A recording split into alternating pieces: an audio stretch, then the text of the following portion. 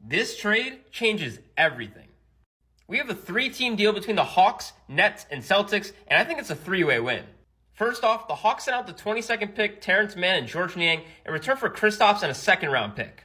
This is a spectacular ad for the Hawks, as they now have an elite shot blocker, rim protector, and stretch big in Kristaps Porzingis. The Hawks now have a pretty impressive starting lineup of Trae Young, Dyson Daniels, Jalen Johnson, Risha Shea, Porzingis, and Onyeka Okongwu off the bench.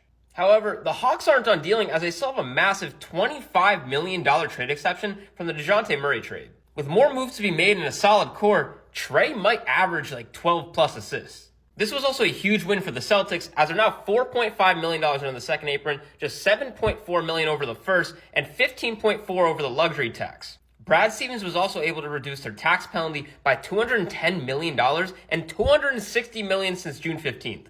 They also created a $22 million trade exception for Porzingis and a near $5 million one for Drew. Absolute masterclass. The Brooklyn Nets helped facilitate this deal in return for Terrence Mann and the 22nd overall pick, and now they own 5 first-round picks in tonight's draft. They're trying to jump up the draft board, going after a top 5 pick and showing serious interest in pick 2, where they'd likely take Dylan Harper.